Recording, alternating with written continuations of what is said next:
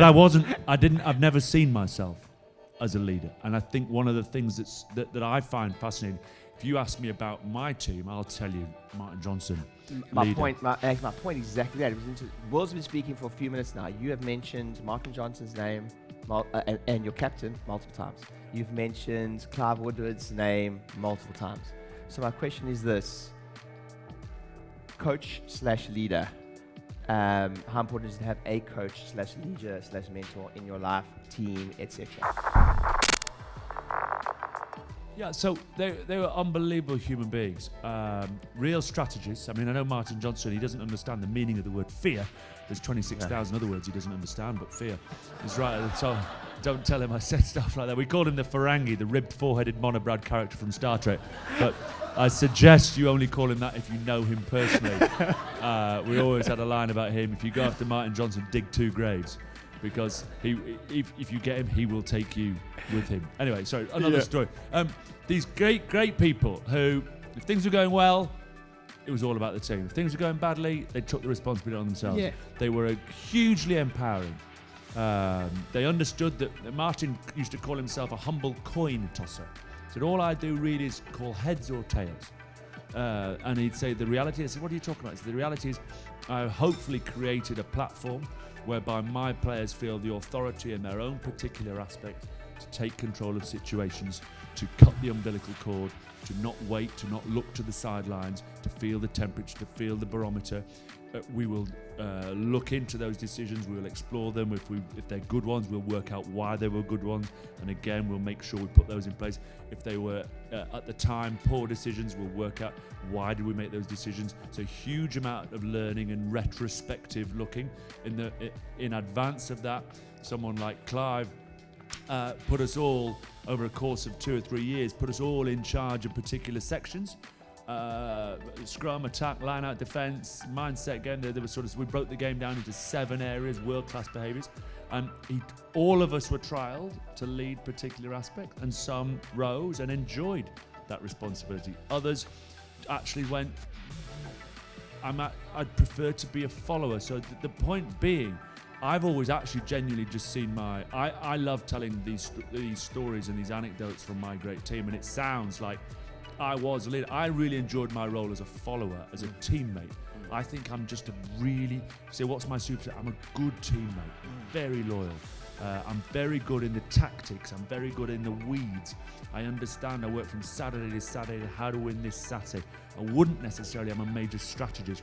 So I think in all organisations, have you got the people who can hit the short-term goals, hit the short-term targets, but have you got the diversity of opinion that is actually looking and saying, let's not let the urgent get in the way of the important. Don't worry about the scoreboard. Let the performance look after itself, which I think you were talking about the operational expenditure earlier with the £25,000 investment. That doesn't make it a bad year.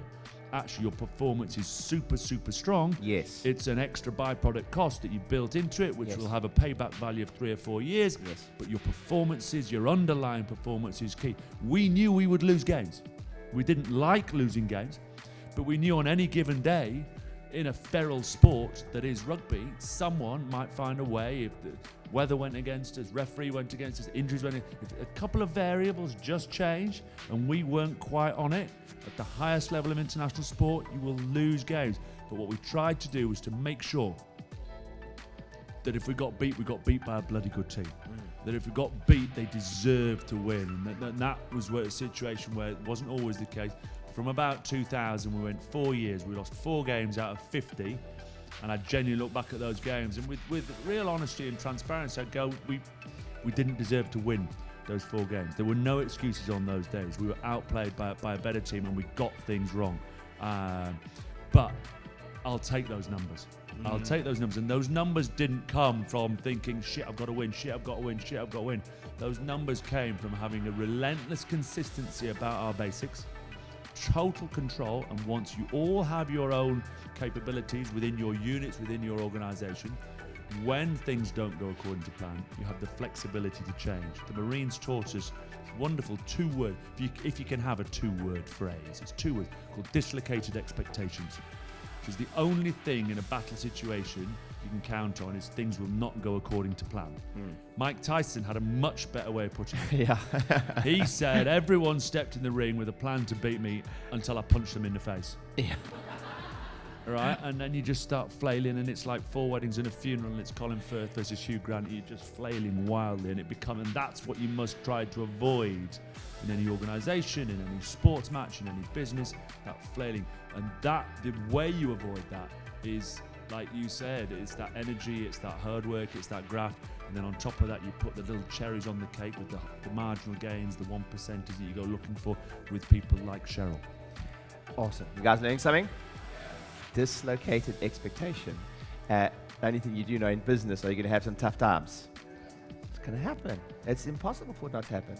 Hey docs, thanks for watching the video. Hopefully you found it helpful. And if you haven't yet checked out one of my free books, New Patient Avalanche, how to get a ton of new patients in your practice, or Practice Growth Speaking Secrets, how to do lunch and learns and corporate talks, and how to get people to come to you for informational talks, click on the link below, grab a book. They're absolutely free. All you do is pay for shipping. I think it's $7.95 or something, and you get all the templates and everything you need and cool bonuses within them to fulfill those things like downloads, etc. Click on the link below, grab one of those books, and I hope it's helpful. See you soon.